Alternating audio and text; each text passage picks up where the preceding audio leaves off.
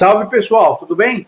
Ralph Peter com você novamente, programa Livros em Revista, que vai ao ar toda segunda-feira, às 19 horas, pela nossa BCC Television, que sempre tem o gracioso propósito de levar até vocês um bom entretenimento com um elevado teor de cultura. Desta feita, melhor dizendo, uma cultura administrativa, pessoal, organizacional ou desorganização. Porque ele escreveu um livro esquisitíssimo, esse nosso convidado de hoje. Ele quer desorganizar as pessoas, ou ele acha que nós vamos nos desorganizar, então vai querer colocar uma ordem em todo o caos que se formará. Eu estou falando de Marco Ornelas, que é um sujeito que sempre se dedicou a pessoas, a empresas, e que trouxe ao mundo um livro muito, muito, muito interessante, chamado Uma Nova... Por isso que eu estou meio assim apavorado. Uma Nova Desordem Organizacional, editado pela editora Colmeia, e que, quando eu comecei a ler o livro, eu falei, meu Deus, isso aqui está muito escatológico, está muito caos, mas que depois, linha a linha, o professor Marco vai desanuviando com propostas realmente esclarecedoras. Antes de passar diretamente para ele, eu quero agradecer a Luciana, o Ayrton, o Verão, o Bernardo, toda essa equipe técnica que nos encaminha diretamente nas maquinetas de vocês. Também agradecer a Maria Estela Guedes, que através do seu site www.com nos abre todas as portas e janelas do universo lusófono, nos dando uma audiência bastante grande e que nos honra sobremaneira, muito respeitável, por sinal. E também a jornalista Cristiane Grazio, que, através do seu esforço, do seu empenho, nos pautou esse ser maravilhoso, o doutor Marco Ornelas. A jornalista Cristiane é localizada no www.grandeideacomunicacão.com.br. Mestre Marco Ornelas, muito obrigado por ter aceitado o nosso convite e seja bem-vindo, que todas as forças estejam conosco. Tudo bem contigo? Legal. Tudo ótimo, obrigado, Ralph. Um prazerzaço estar aqui com você para a gente falar dessa confusão e dessa desordem. Você viu que me deixou até confuso. Eu vi. Estou um neófito na sua frente. Que isso. Escuta, antes que a gente fale do livro especificamente, o que é a biologia cultural que você se especializou? O que significa isso? A biologia cultural, eu não sei se a gente pode dizer que é uma teoria, mas eu diria que é uma corrente encabeçada pelo Humberto Maturana, que é um cientista, hoje radicado no Chile, e um neurobiólogo, um cara fantástico, e meu grande mestre, foi uma pessoa muito importante nessa última formação que eu fiz, que foi um mestrado, né? E ele trabalha com o conceito, vou falar aqui de uma maneira muito simplista, porque o Humberto Maturana é uma coisa que não é simples, mas é um conceito que diferencia o que é da biologia e o que é da cultura. Muitas vezes a gente, Ralph, se utiliza em frases trazendo coisas que são da cultura para os indivíduos, para as pessoas, para a humanidade. E ele separa o que é da biologia mesmo, né, nós enquanto seres, e o que é da cultura, que é onde nós estamos imersos, né? Então, essa é a ideia de biologia, inclusive é um conceito de biologia cultural, né? Então, as duas coisas, né? E é interessante que, por tratar-se de uma, como você chama, de uma teoria, de uma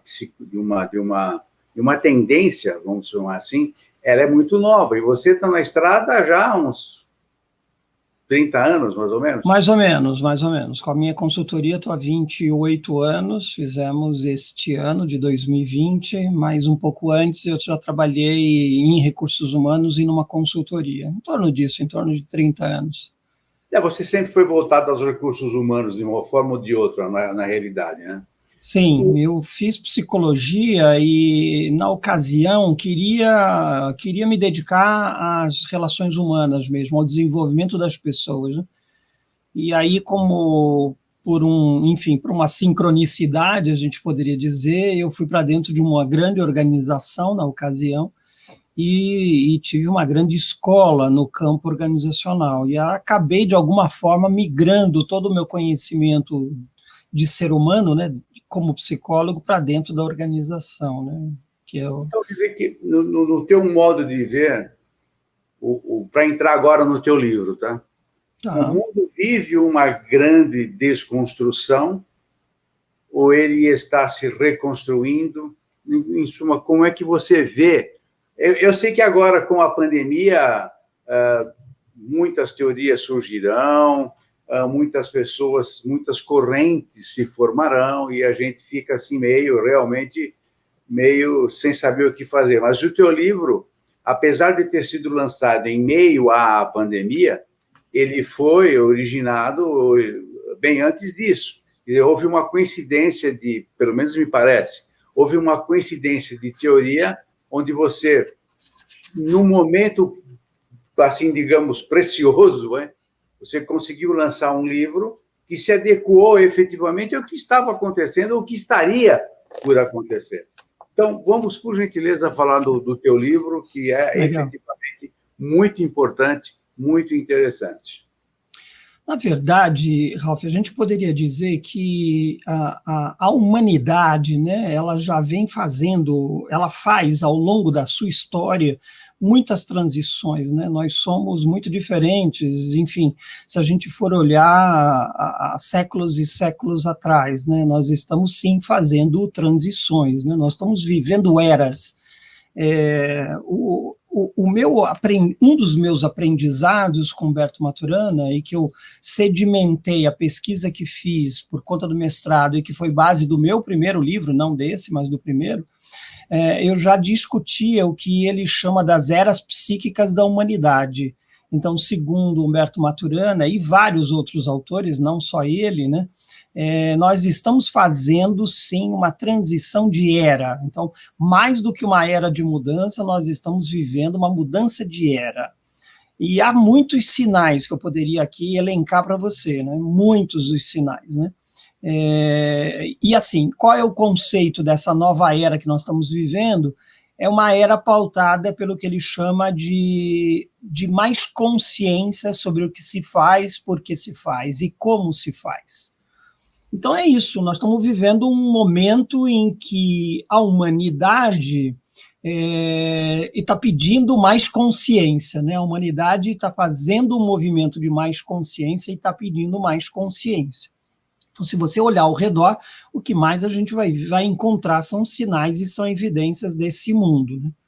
Ele até usa, eu vou aqui me permitir a ler um pedacinho, ele fala assim, ampliação da consciência sobre o que se faz, como se faz e os resultados alcançados. Então, a gente está discutindo, esse produto que eu produzo faz sentido? Ele contribui para o planeta, para a humanidade, para a comunidade, para as pessoas, né? Então, é uma reflexão muito forte sobre isso. A matéria-prima que eu utilizo, o meu sistema de venda, o meu modelo de negócio, enfim, todas essas questões, elas estão em pauta e estão sendo discutidas. Então, assim, primeira coisa que eu queria chamar a atenção é a pandemia é só um movimento de aceleração dessa mudança que está acontecendo, mas a gente já tem sinais, muitos dos sinais, 2017, 2018, a gente tem movimentos de capitalismo consciente, a gente tem movimento forte sobre sustentabilidade, uma série de ONGs e de trabalhos que estão sendo feitos no sentido de chamar a atenção para o planeta e para todos nós, de que ou nós fazemos alguma coisa ou o nosso fim já está descrito, que é a destruição desse planeta. Nós não conseguiríamos mais viver exatamente dessa maneira. Então, para mim, a Covid, a pandemia que nós estamos vivendo em 2020, ele é só um acelerador dessas mudanças, mas as mudanças já vinham acontecendo. É o que eu cheguei a pensar, cheguei a falar, mas eu fui mais para o campo, digamos assim, quase mítico da coisa. Ou seja, o universo precisava de um descanso.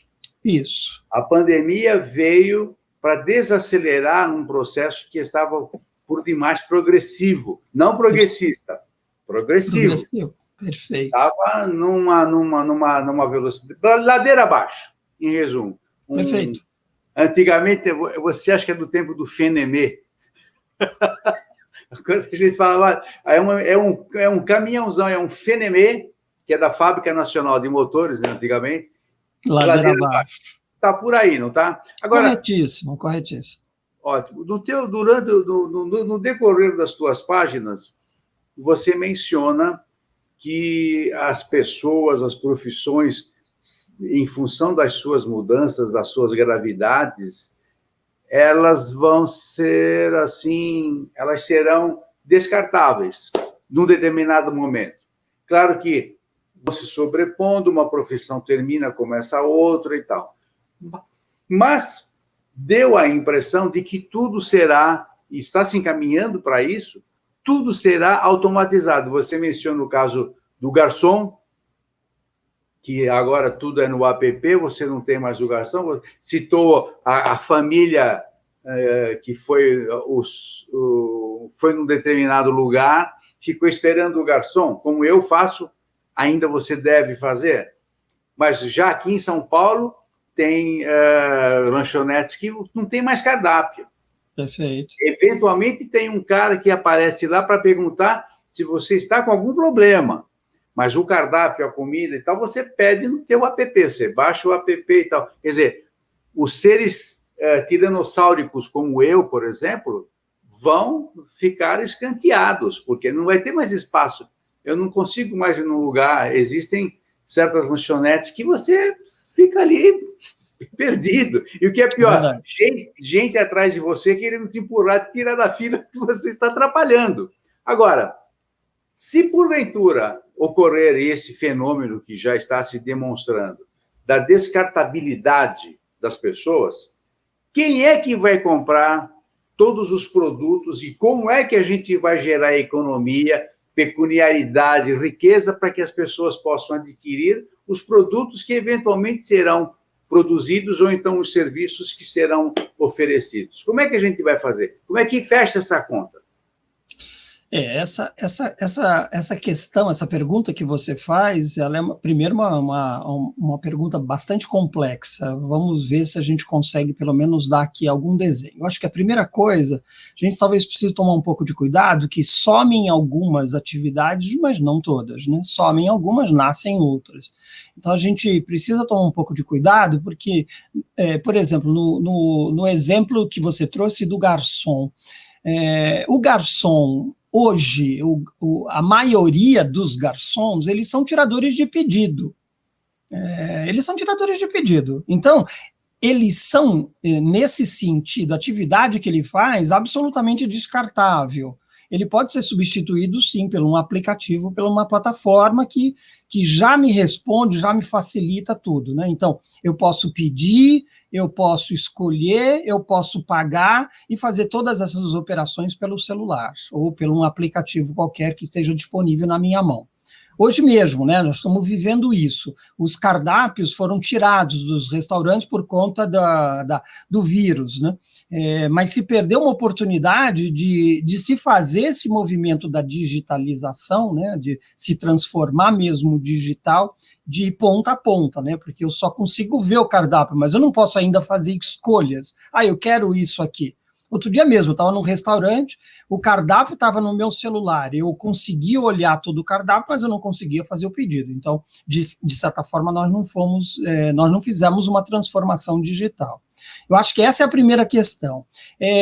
Vai existir lugares onde eu vou encontrar um garçom? Sim, eu vou encontrar. Talvez eu pague mais caro por isso, mas eu vou sim encontrar. E aí, provavelmente, é um consultor, né? Não mais um garçom. Provavelmente alguém que vai me orientar qual é o melhor vinho, provavelmente alguém que vai me orientar qual é a melhor combinação, provavelmente alguém que vai me orientar um pouco mais sobre o prato, ou que escolhas eu posso fazer e como combinar diferentes pratos de diferentes escolhas, né? Então, nós estamos falando de um outro serviço, e esse sim é um serviço humano. Esse não é um serviço de máquina. A máquina nunca vai poder me fazer isso, me entregar isso, né? Ela pode sim me entregar aquilo que já está previamente estabelecido, né? Então, acho que a primeira coisa é importante a gente destacar isso. Hoje eu vou te dizer, em muitos casos, eu preferia ser atendido por uma máquina, porque é muito mais rápido, muito mais efetivo, né, do que a gente pedir para um garçom, né? Primeiro que você precisa ficar chamando, porque muitas vezes ele nem te olha e nem te vê dentro, e se você tem um aplicativo, se conecta com um QR Code, pronto, você já resolveu o seu problema. Acho que essa é a primeira questão. A segunda é que você diz, nós vamos ter desempregos, e sim, nós vamos ter mais desemprego, sim. Mas aí a gente vai precisar repensar a nossa economia, né? Porque hoje eu produzo bens e resultados e valores para mim, para minha família. A gente vai precisar começar a pensar de como é que eu produzo isso para o meu coletivo e não mais para mim individualmente. Então a gente vai ter que em algum momento pensar numa remuneração universal, né, que me permita, inclusive, poder, vamos dizer, descansar e usufruir mais o que as máquinas que eu ajudei a projetar e a desenvolver vão fazer pela gente. Esse seria o melhor dos mundos, né? As máquinas trabalharem e a gente curtir a vida, ler um livro, aprender, estudar, se relacionar, curtir uma praia e assim por diante. Não o inverso, né? Não o inverso, porque hoje a gente trabalha muito, né? Aproveitar o que o universo nos oferece, né? Com certeza. Meu caro, nós temos meio minuto para você dizer para nós, por gentileza. Você viu como passa muito rápido? É uma sacanagem isso, é uma sacanagem. Escuta, Marco, por gentileza, o teu livro, indicado para qualquer ser humano ou tem que ter alguma especificidade? Não, ele é um livro que pretende discutir o mundo que nós estamos vivendo, esse mundo mais próximo que a gente vai viver, e a brincadeira que eu fiz com o título é dizer, olha, nós estamos num mundo em desordem, e nós precisamos construir uma nova ordem.